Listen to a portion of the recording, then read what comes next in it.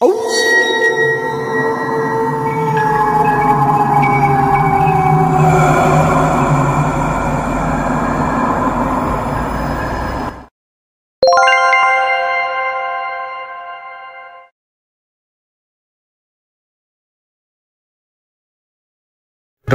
আমরা অনেকে আমাদের দাদা দাদু দিদিমার কাছ থেকে ভয়ঙ্কর ভূতুরে গল্প শুনতাম। আজ আমিও আপনাদের তেমন একটি গল্প বলতে যাচ্ছি। গল্পটি আমরা কিঞ্চিত পরিবর্তন করে নিয়েছি। গ্রামের নামটি আলেয়াপুর। আজ সোমবার। প্রতি সপ্তাহের এই দিনে আমাদের গ্রামের হাটে বাজার বসে। অনেকে অনেক কিছু নিয়ে বাজারে আসে বিক্রি করার জন্য, আর অনেক লোকের সমাগম হয় এই হাটে, তাই বেচা কেনাও ভালো হয়। আমি রায়হান। আমি আর আমার বাবা নদী থেকে মাছ ধরে এনে এই হাটে বিক্রি করি। বাবাকে আজ একটু অসুস্থ মনে হচ্ছে, তাই হাটের পাশে যে চায়ের দোকান আছে সেখানে বসে আছে করিম চাচার সাথে। হাটটা আমাদের গ্রাম থেকে একটু দূরে, তাই ভাবলাম তাড়াতাড়ি মাছগুলো বিক্রি করে বাড়ি ফিরে যাব বাবাকে নিয়ে। কিন্তু মাছগুলো বিক্রি করতে করতে একটু দেরি হয়ে গেল। আমি মাছ বিক্রি করে সেই চায়ের দোকানে গেলাম বাবার জন্য।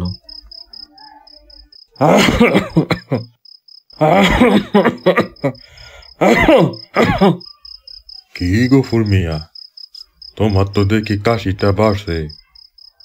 অনেক রাত তো হয়ে গেল, বাড়ি চলে যাও না কেন? চইলা যামু।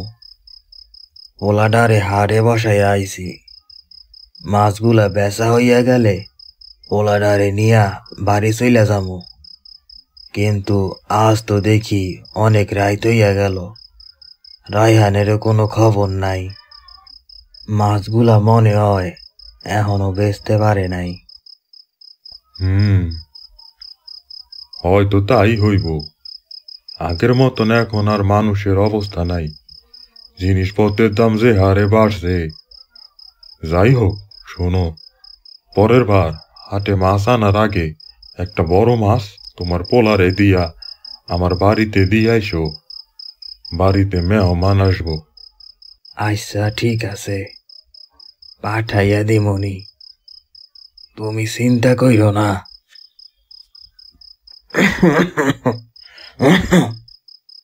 ওই তো তোমার পোলাও চলে আসছে।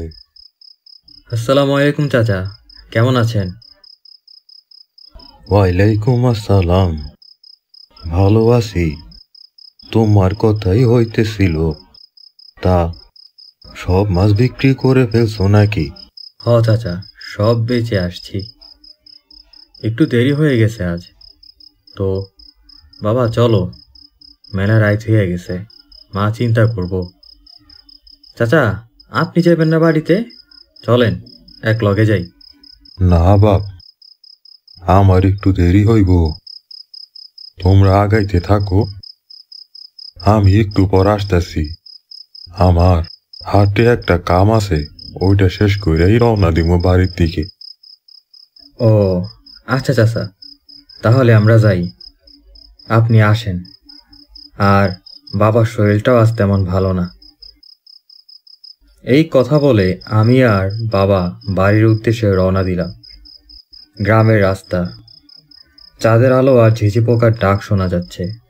তখন বাবা আমাকে বলল, কিরে, হারিকেনটা কই? সাথে আনলি না যে? কই রাইখা আইসোস?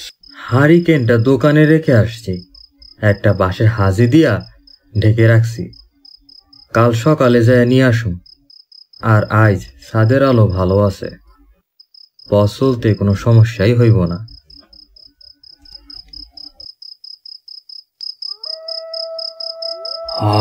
ঠিক বলছস, আজ ছাদের আলোটা বেশি, তাই পথটা ভালো বোঝা যাইতেছে। আজ মনে হয় পূর্ণিমার রাত। ও ভালো কথা, তোর করিম চাচা একটা বড় মাছ চাইলো। পরের বার বড় মাছ ধরা পড়লে তুই যে একটা বড় মাছ তো চাচার বাড়িতে দিয়ে আসিস। তাকো বাড়িতে নাকি মেহমান আইব। মাছ ধরা বললে তুই একটা বড় মাছ তো চাচার বাড়িতে দিয়ে আসিস।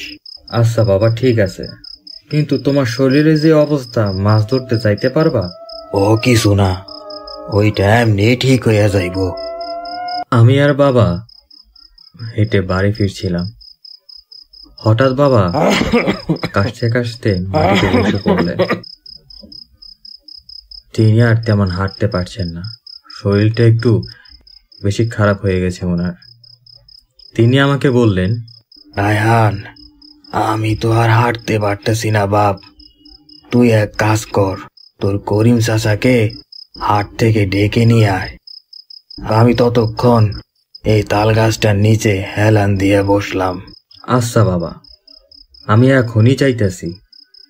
এই কথা বলে আমি বাবাকে রেখে চলে গেলাম বাজারে করিম চাচাকে খুঁজতে। বাজারে এসে আমি চায়ের দোকানে দেখি চাচা নেই। চলে গেলাম বাজারের ভিতরে।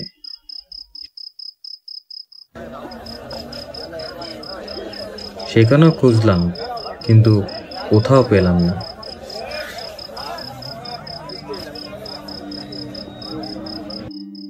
শেষে ফিরে গেলাম বাবার কাছে। আমি যেয়ে দেখি বাবা সেই তাল গাছটার নিচেই বসে আছে। উনি চাদর দিয়ে মাথাটি ঢেকে রেখেছেন। আমি ভাবলাম হয়তো অতিরিক্ত কাশের জন্য গলা ব্যথা বেড়ে গেছে, তাই চাদর দিয়ে মাথা গলাটা ঢেকে রেখেছেন।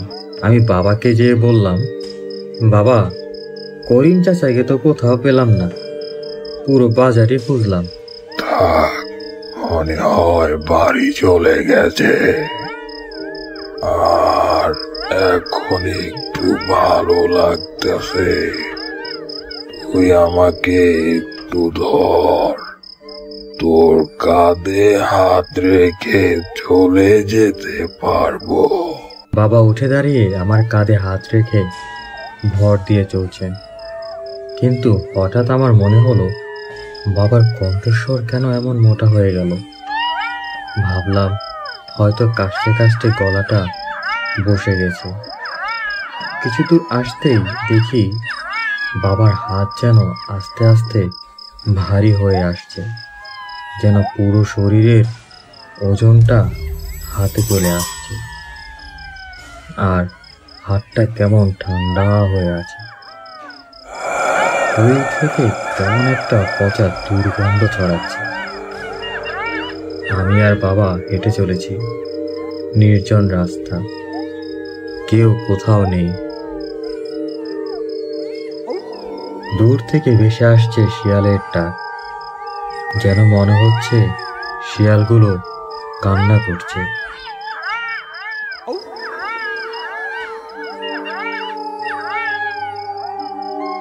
আমি বাবাকে জিজ্ঞেস করলাম, বাবা, তোমার হাতটা এমন ভারী আর এত ঠান্ডা হয়ে আছে কেন? কিন্তু কোনো উত্তর দিলেন না তিনি, চুপ করে আছেন। আমি আবার জিজ্ঞেস করলাম, বাবা, কথা বলছো না কেন, কি হয়েছে? তিনি গড় গড় করতে করতে বললেন, না, কিছুই হয় নাই, শরীরটা ভালো না। বাবার এমন কণ্ঠস্বর শুনে আমি রীতিমতো ভয় পেয়ে উঠলাম। এমন তো কোনো মানুষের কণ্ঠস্বর হতে পারে না। ব্যাপারটা আমার কাছে কেমন অস্বাভাবিক লাগতে শুরু করলো। ভয়ে ভয়ে হেঁটে যাচ্ছি আর ভাবছি যেন অশুভ কিছু না ঘটে। আমরা হাঁটতে হাঁটতে চলে এলাম ছোট্ট একটি নদীর ধারে। নদী পার হলেই তার একটু পরেই আমাদের গ্রাম।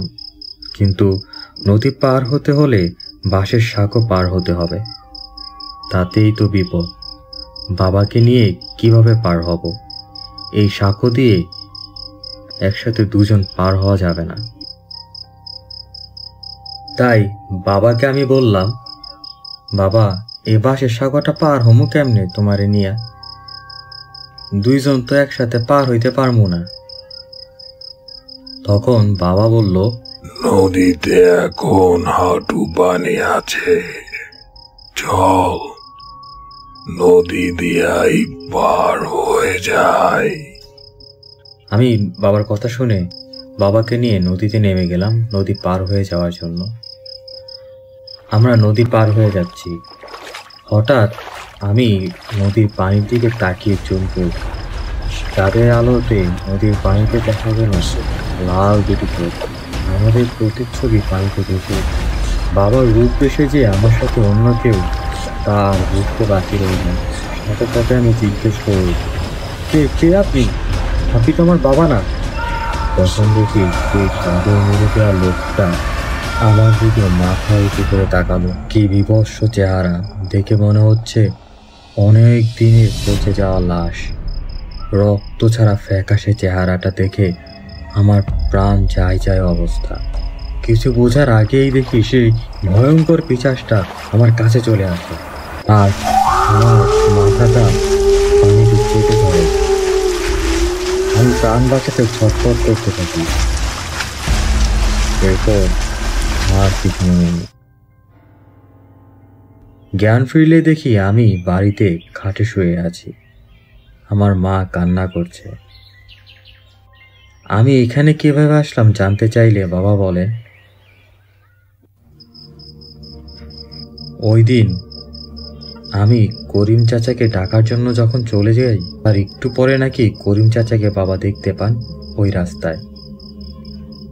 তারা আমার জন্য অপেক্ষা করছিলেন, কিন্তু আমার দেরি দেখে বাবা আর করিম চাচা বাড়ির দিকে এগোতে থাকে।